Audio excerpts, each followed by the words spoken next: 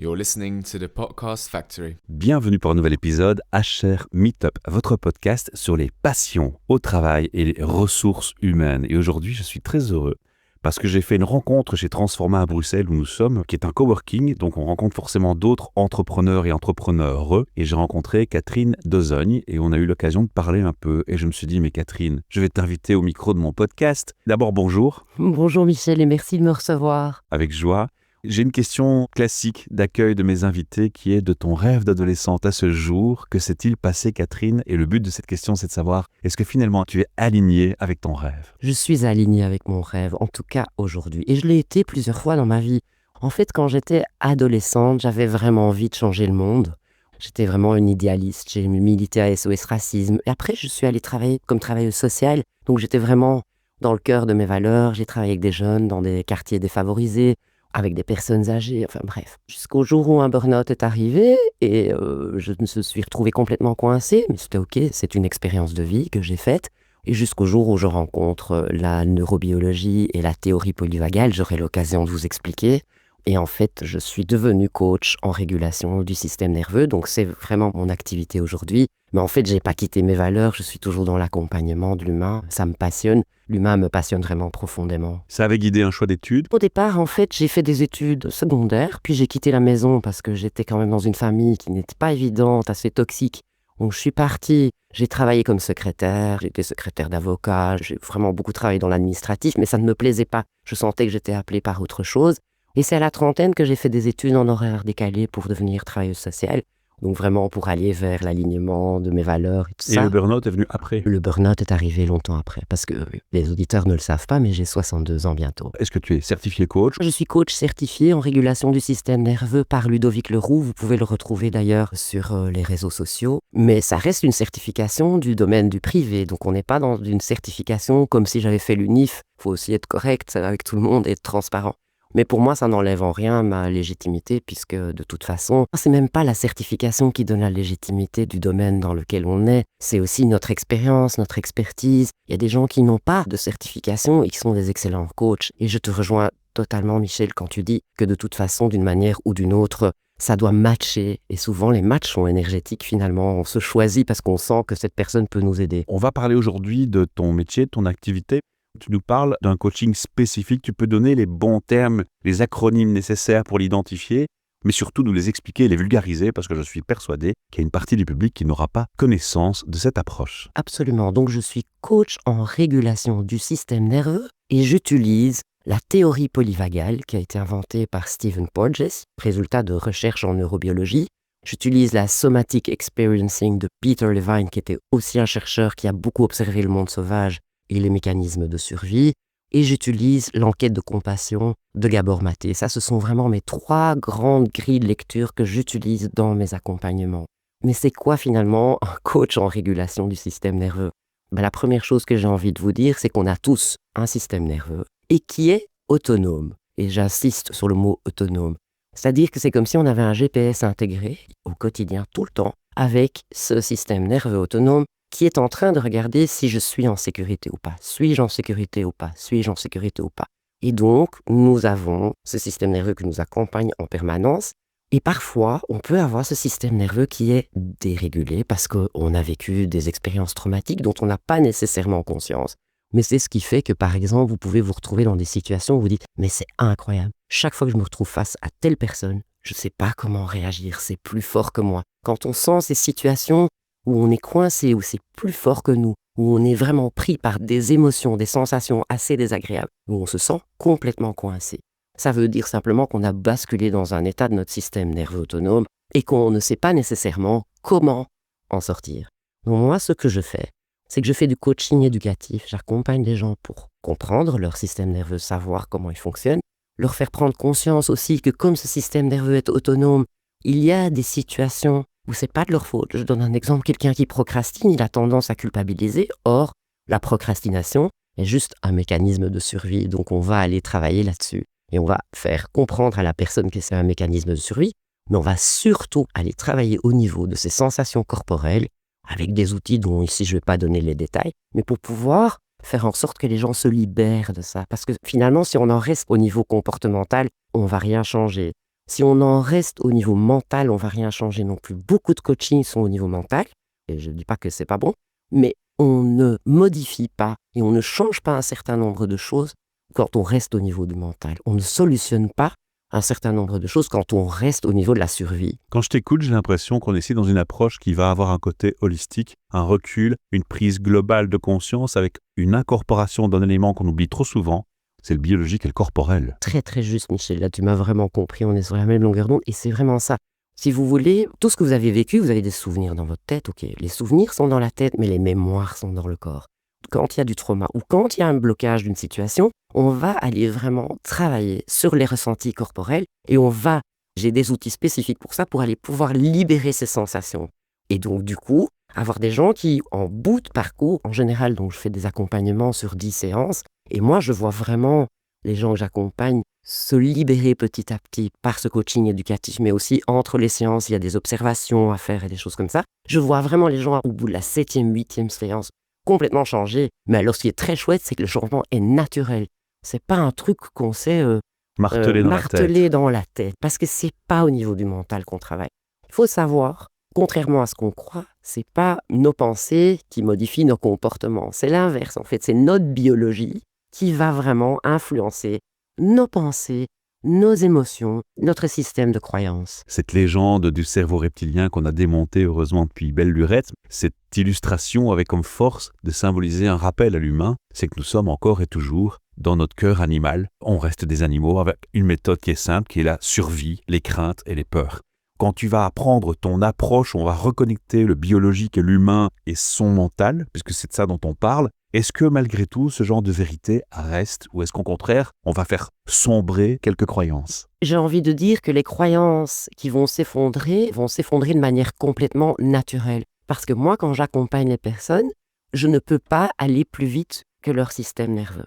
Même si on va aller travailler au niveau de croyances et des choses à modifier, si quelqu'un ne peut pas, au stade où elle est, lâcher cette croyance, c'est que son système nerveux n'est pas prêt. Et c'est ça qui est très beau dans cette approche de la régulation du système nerveux, c'est qu'on est dans le respect de la biologie et qu'on va vraiment petit à petit amener les personnes à accompagner leur propre système nerveux, à devenir, souvent, parce qu'on va se rendre compte quand on travaille avec les personnes qu'il y a du trauma derrière, à devenir des bons parents pour eux-mêmes, là où ils n'ont pas peut-être toujours été dans la bienveillance vis-à-vis d'eux-mêmes. On ne gagne pas contre la biologie, c'est toujours la biologie qui gagne. Et c'est pour ça qu'on doit parfois y aller par petites touches sans brusquer. Alors je prends une métaphore pour qu'on nous comprenne bien. Tu es en train de m'expliquer que beaucoup de gens pendant longtemps se sont focalisés sur apprendre à conduire une voiture et puis ils ont oublié qu'il fallait apprendre à mettre de l'essence dans la voiture ou le moteur et l'énergie dans la voiture pour qu'elle roule. Et qui plus est, les 4 roues et comprendre que la voiture, comment elle fonctionne. Parce que sans ça, le permis de conduire, il ne sert pas à grand-chose. La question c'est que quand on prend la route, si on reste dans cette métaphore, on est certes libre de ce qu'on fait, de sa conduite et de sa connaissance de la conduite et de son véhicule, mais à un moment donné, on va être en interaction avec l'humain. On dit toujours, le danger, c'est pas toujours soi, c'est parfois les autres et leur façon de tenir le volant. On est ici dans le relationnel humain, dans la même métaphore. Si l'autre nous fait réagir, c'est parce que ça fait miroir envers soi. Comment est-ce qu'on va gérer plutôt ce qui dépend de la part des autres, parce qu'il y a une part des autres qui joue. Je pense qu'on est dans la relation et dans l'interdépendance, qui n'est pas du tout la même chose. D'accord. Donc ça veut dire que si j'y reprends la métaphore de la voiture, ok, je suis dans ma voiture, je conduis, j'ai mis l'essence, j'ai tout ce qu'il faut, je prends soin, je connais tout, les roues, le moteur, tout ça, j'avance sur la route, et puis, bardaf lambardé, il y a quelqu'un qui arrive et qui vient vraiment m'agresser à la limite. Et donc, qu'est-ce qui se passe? C'est que si je travaille, si j'ai un système nerveux bien régulé, où je suis en lien, je vais pouvoir me dire, quoi qu'il arrive, je suis là pour moi d'abord. Je vais essayer de rester calme, je vais me réguler, même si je suis en insécurité, je vais aller mettre de la sécurité dans cet état d'insécurité pour pouvoir répondre à la situation.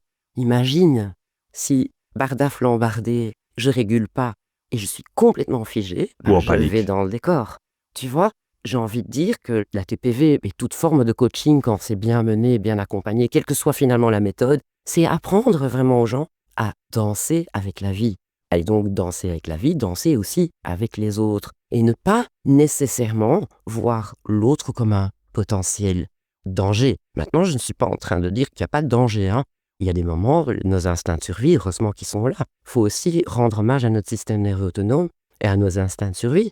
Si nous sommes là, c'est parce que notre système nerveux autonome prend bien soin de nous. Soyons aussi en gratitude vis-à-vis de nos instincts de survie. Mais la TPV va vraiment consister à quitter ces instincts de survie, pas du tout pour les nier. Quand ils sont adaptés, je dis, il y a des situations, il y a un incendie qui se déclare, c'est peut-être l'occasion de fuir, hein, donc c'est un instinct de survie. On ne va pas rester en lien avec l'incendie en le regardant en disant « Oh, il est joli cet incendie ». Mais par contre, pour un certain nombre de situations, au lieu de les subir et de pouvoir choisir, on va vraiment aller développer notre flexibilité vagale, ce fameux nerf vague dont on entend souvent parler ces derniers temps, qui est quand même un nerf très important dans notre système nerveux, qui active notre système parasympathique. Mais bon, en une demi-heure, je ne vais pas vous raconter, c'est assez complexe, donc je ne vais pas vous raconter tout. Mais voilà, quand on développe cette flexibilité vagale, on va avoir beaucoup plus facile à choisir quelle est la meilleure option finalement en fonction de la situation qui se présente à nous. On va rappeler encore une fois TPV, les 3 lettres La pour... théorie polyvagale. Il y a plein d'outils dans le coaching. Pourquoi est-ce que toi, Catherine, tu t'es dit non, c'est cette voie-là que je veux prendre et c'est ça qui me paraît le plus efficace? Quelle est l'identification du besoin qui fait que c'est ça que tu choisis? Alors, il faut savoir que quand j'ai eu mon burn-out, je ne savais absolument pas ce que je voulais faire de la suite de ma vie. Donc, je me sentais inutile. J'ai commencé à consommer énormément de formations, de podcasts, la pleine conscience, enfin plein d'approches, plein d'outils qui m'ont fait du bien, hein, je dois le dire comme c'est. Mais il y avait toujours quelque chose qui manquait. Il y avait comme un chaînon manquant, il y avait comme une pièce du puzzle qui n'était pas là. Et je me disais, non, c'est pas bon. Combien de temps ce parcours? Ça a pris 5 ans.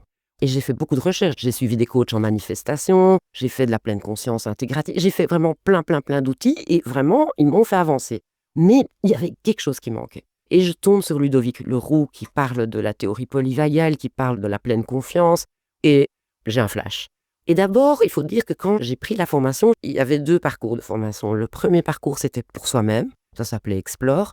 La deuxième partie, c'était pour devenir expert et pouvoir en faire son métier. Mais moi, quand j'ai pris les 2 formations, mais pas du tout pour accompagner les gens. Vraiment en disant, moi, je veux aller jusqu'au bout, à l'intérieur de moi, Tu veux te travailler guérir, toi. avec tous ces outils, guérir, c'est vraiment important pour moi. Il y a un ami coach qui m'a dit, tu sais, la majorité des coachs, s'ils sont devenus coachs, c'est d'abord pour eux.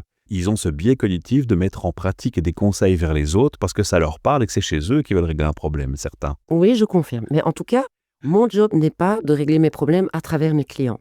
Voilà. En revanche, je partage le terrain que moi je marche. Et ça, c'est pas la même chose. Et ça, c'est super important. Parce C'est ce que qui a motivé ton envie. voilà, la posture du coach, elle est quand même très importante. Exactement. Je ne peux Et pas c'est pour régler ça que mon j'en parle. problème à travers Voilà. mon client. Voilà. Donc, moi, j'ai fait tout ça pour moi. Et c'est seulement ayant traversé tout le chemin que j'ai dit, mais ce truc est génial. Il faut Et le partager. Et j'ai commencé à comprendre, et j'ai commencé à retrouver de l'énergie. 10%, 15%. Et je sortais vraiment de cet état de fatigue permanent qui était lié au burn-out. Mais ça, j'y reviendrai parce qu'on pourrait faire carrément Un podcast un complet podcast là-dessus. sur le burn-out.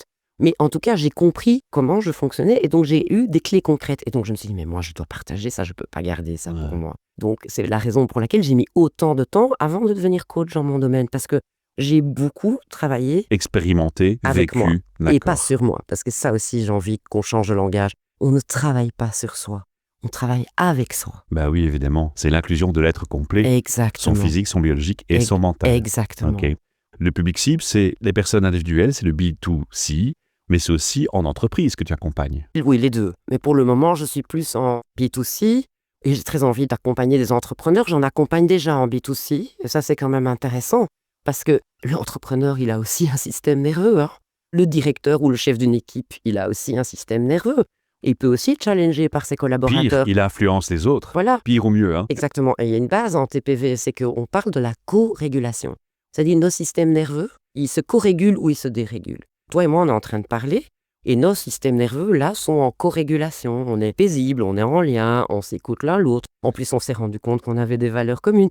On est joyeux, donc ça montre bien qu'on est dans harmonie. la co-régulation et que c'est plutôt notre nerf vague qui est bien régulé. Là, c'est très, très chouette. C'est super important. Mais comme on peut aussi se déréguler. Je te donne un exemple. Si moi, je suis trop en insécurité, tu vas le sentir. Ton système nerveux va le capter et ça va te déréguler. Et on a d'ailleurs ça parfois dans l'un des situations comme ça, où il y a des gens qui nous attirent. Ça, c'est souvent parce qu'ils sont très en sécurité. Et puis ceux qui nous agacent, Catherine. Et alors ceux, qui nous exactement, à agacent, l'inverse, vraiment. où on Oh. se sent comme ça, mais qui nous dérégulent. Donc imagine un chef d'entreprise qui est complètement dérégulé, il dérégule son équipe. Ses Et c'est équipes. OK, moi je suis pas en train de le juger, hein.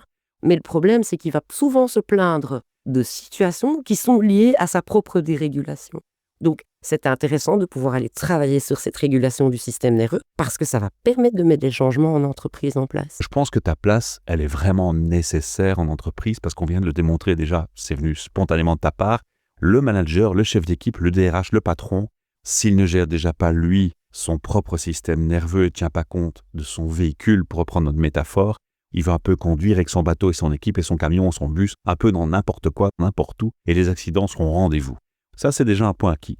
J'entends beaucoup de gens venir à mon micro, que ce soit des coachs, des philosophes, des gens qui me parlent de livres comme Reinventing Organization et plein de théories qui ont toutes été accueillies avec beaucoup de bon sens, de joie et de bienveillance et qui ont essayé d'être mises en pratique. Et souvent, il y a quand même pas mal de choses qui, malgré les efforts, la volonté humaine forte, on est face à des murs. On a vraiment des difficultés. Alors, il y a plein de thèmes qui sont derrière. Le fait qu'on n'interroge pas suffisamment à la base avant de prendre la décision dans la hiérarchie. Il y a plein de paramètres comme ceux-là qui jouent. Mais il y a toujours un paramètre qui, moi, je me suis dit, est quand même frappant. En tout cas, dans mon point de vue, tu me diras ce que tu en penses. On veut changer l'entreprise. Mais l'entreprise, c'est des individus auxquels on dit il faut faire un split vie privée et vie professionnelle. Donc déjà, c'est contre nature. On ne tient pas compte que l'un et l'autre sont ensemble et que pourtant ils ont une interaction, puisque quand on ne va pas bien au boulot, on fait un burn-out, on impacte sa famille, et quand on ne va pas bien dans sa famille, on ne travaille pas de façon efficiente au boulot. Et je vais aller plus loin. Si l'entreprise, c'était le conducteur, elle ne tient pas compte de la voiture, le fait que les humains ont des vies privées, et les humains dans leur vie privée ne tiennent pas compte que si leur vie sexuelle épanouie de couple, leur relation et leur identité homme-femme n'est pas clairement assise dans un équilibre juste, il n'y a rien qui peut marcher. Parce qu'il y a, dans toute la chaîne de liens, il y a un couac. Je pense que si ça ne marche pas de s'en prendre aux entreprises, je me dis, et si on changeait d'abord les gens, leurs relations, jusque dans les familles, dans les valeurs, pour que ça transpire dans la société qu'on réinvente. Le contrat social qui, alors, à partir de ce moment-là, pourra réinfluencer une autre façon de gérer une entreprise. Je suis complètement raccord avec ce que tu dis. Quand tu m'en as parlé, voilà le mécanisme qui s'est mis dans ma tête en t'entendant en parler. C'est chouette. C'est exactement ça. Tu vas intervenir chez l'humain. Oui, et puis je pense que, tu vois, au plus de gens, quand tu sais qu'il y a cette corrégulation ou cette dérégulation, mais au plus je vais m'occuper de mon système nerveux, au plus je deviens un humain régulateur. Si je deviens un humain régulateur, co-régulateur avec mon système nerveux, partout où j'arrive, c'était Neil Donald Walsh qui disait ça, « Heal the place, I heal in the place ». Soyez celui qui, quand il arrive dans un espace, guérit l'espace ou guérit dans l'espace. Et voilà. Et c'est super important. Enfin, pour moi, c'est des valeurs hyper importantes. Pour moi, je l'ai dit un jour, je l'ai posté sur mon réseau social, j'avais mis « L'argent, c'est le nerf de la guerre, mais le nerf vague, c'est le nerf de la paix ». Et je ne peux pas m'empêcher, quand je vois les guerres qu'il y a, les comportements de certains politiques, ce sont des dirigeants qui sont en insécurité, qui sont tout le temps en sympathique agressif, c'est-à-dire la lutte, la psychologie du mérite, etc. Mais c'est survivre sur 5 Et ans. on est courte vraiment période. dans des stratégies de survie et non dans des stratégies de vie et de lien. Et comme tu dis, dans la chaîne du lien, il y a des couacs.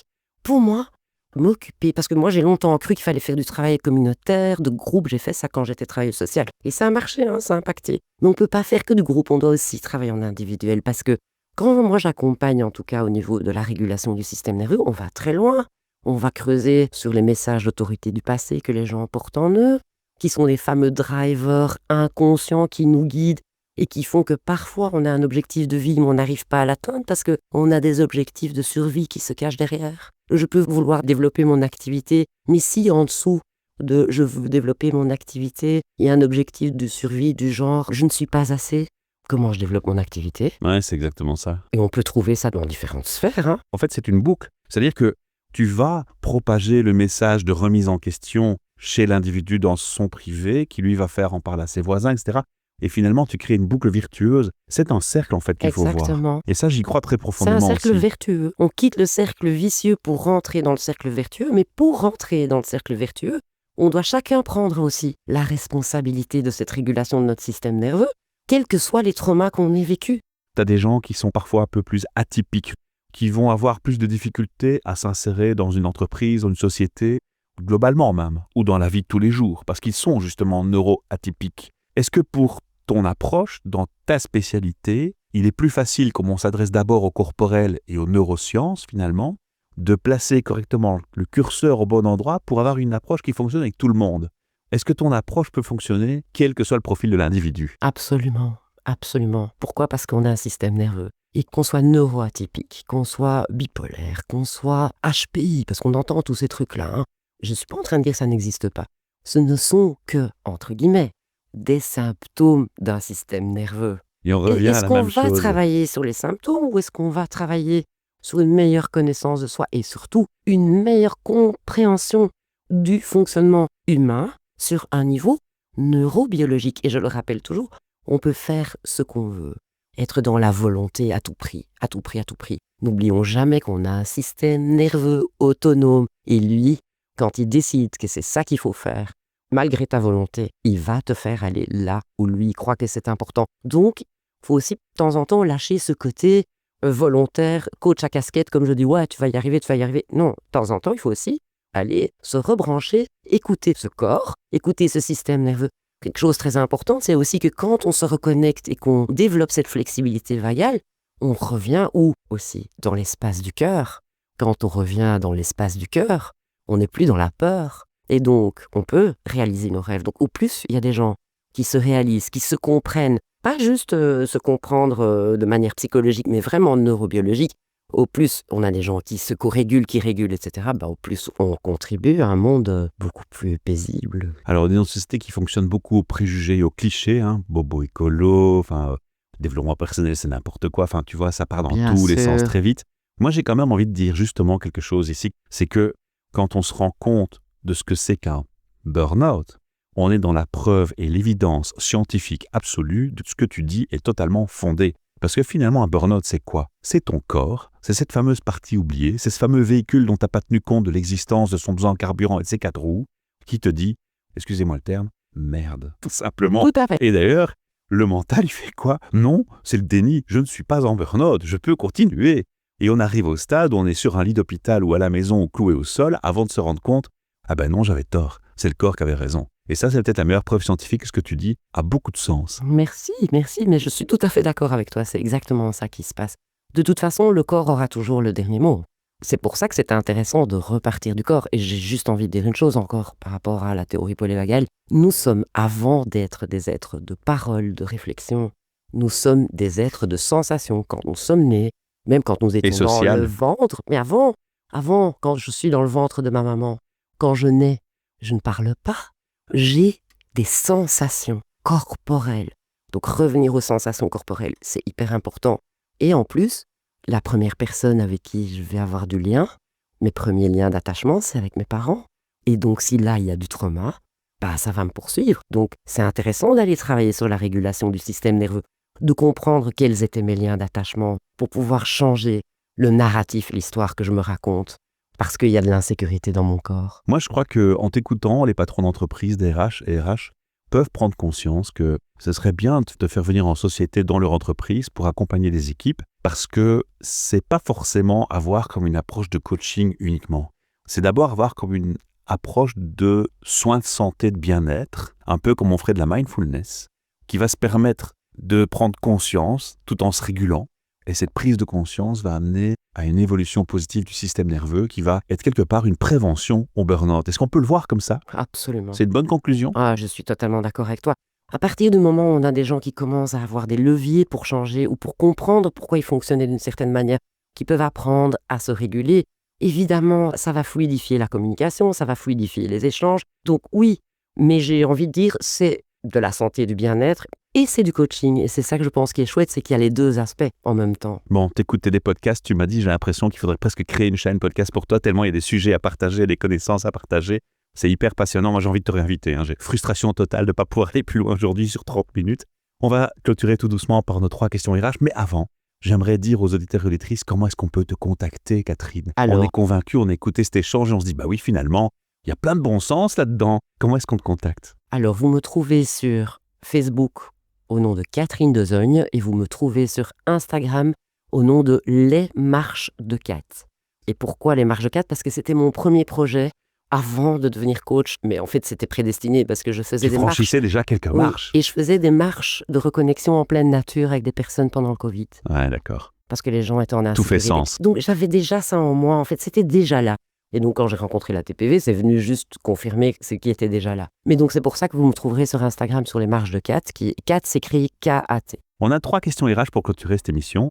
La première question, elle est classique, c'est comment tu définirais un bon RH? Un bon RH, c'est un leader qui sait se leader d'abord lui-même, et parce qu'il sait s'accompagner lui-même, est capable d'accompagner les autres. C'est quelqu'un qui a de l'écoute, qui est dans le non-jugement, et qui permet donc à ses équipes de s'exprimer, parce que évidemment, quand on a de l'écoute, quand on est dans une posture de non-jugement, on peut être vraiment à l'écoute des besoins de nos équipes pour pouvoir y répondre. Il est pour moi au service de l'entreprise, mais aussi au service de ses équipes. Ouais, c'est un rôle avec beaucoup d'importance. Moi, je compare toujours ça à un psychiatre. Et je suis toujours étonné qu'un psychiatre, il doit lui-même se faire psychanalyser pour pouvoir continuer d'exercer. Par contre, un DRH qui a presque autant de puissance qu'un psychiatre dans une entreprise, quelque part, j'exagère volontiers la métaphore, n'est pas supposé s'auto-analyser d'abord, et ça, c'est un peu dommage. Mais bon, parenthèse Mais étant je te faite. rejoins, les RH, enfin les directeurs RH, feraient bien d'avoir des gens qui les supervisent par rapport à certaines situations. Moi, je suis coach en régulation du système nerveux, je me fais superviser tous les mois. Voilà, bah oui, c'est une bonne pratique en fait. Parce que je peux amener des cas concrets de situations que j'accompagne, où parfois je suis en difficulté, je suis un être humain comme tout le C'est se monde. regarder dans le miroir le matin. Un bon coach, c'est aussi quelqu'un qui est capable de dire « là, je ne sais pas ». Ouais, exact. Ok. Deuxième question, un effet waouh. T'as déjà connu un effet waouh? Ah, il n'y a pas très longtemps, j'ai eu un effet waouh, c'était l'année passée quand je suis parti à Bali. Ouais. Ouais. Qu'est-ce qui t'a donné cet effet? D'abord, le pays m'a déjà fait un effet waouh, parce que je rêvais d'y aller depuis 10 ans. T'es pas la seule à me dire ça. Et j'ai enfin concrétisé mon rêve, mais c'est surtout qu'on a connecté, mon compagnon et moi, avec un jeune entrepreneur très chouette qui nous a amenés dans son temple, dans une communauté locale. J'ai pu prier avec eux, c'était juste, mais c'était splendide. J'ai vu les cérémonies, mais c'était pas fait pour les touristes, en plus on était les seuls. Un peu privilégié. C'était vraiment privilégié, et il y avait les enfants, il y avait les personnes âgées, enfin, c'était magnifique. C'est quoi? C'est le côté spirituel qui t'a fait l'effet waouh? Ils sont pas juste spirituels, c'est de la spiritualité incarnée. C'est pas fake. Ok, ils font des petites offrandes, mais c'est pas juste des petites offrandes. Ils sont dans le lien. Ils ont des systèmes nerveux assez bien régulés à Bali. Et je crois que c'est pour ça que ça t'a attire marqué. tellement aussi les gens. On quitte cette interview. T'as un dernier message à passer aux auditeurs et auditrices. Qu'est-ce que t'aurais envie de leur dire? Prenez soin de votre nerf vague et de votre système nerveux pour qu'il soit au service de vos rêves. Et si vous vous ne savez pas empêchez comment surtout faire, pas de rêver. et si vous ne savez pas comment faire, c'est très simple, vous contactez Catherine Dozogne, elle nous a dit comment la contacter. Et je vous laisse aussi une autre solution, c'est que dans le texte de ce podcast, je le rappelle, et je sais que c'est difficile et qu'il faut un peu de courage pour le faire, mais il y a un lien vers un voicemail. On peut cliquer sur ce lien, s'enregistrer, mettre un email pour faire envoyer le message. On peut se réécouter avant d'envoyer si on a peur de faire une bêtise, d'avoir un mauvais son. Et d'ailleurs, je vous invite à le faire avant de l'envoyer. Et puis, vous envoyez votre message, il arrive chez nous avec votre mail et nous, on le transmet à Catherine. Alors, si vous dites qu'on peut le partager en public, on le mettra en commentaire du podcast. Si vous ne dites rien, on l'envoie à Catherine, elle pourra répondre de la même manière. Donc, ce podcast est interactif. Vous pouvez poser une question à Catherine, lui faire part d'une gratitude, la remercier ou l'encourager. Vos messages sont bienvenus à tous et à toutes et on se retrouve pour de nouvelles aventures podcast. À très bientôt.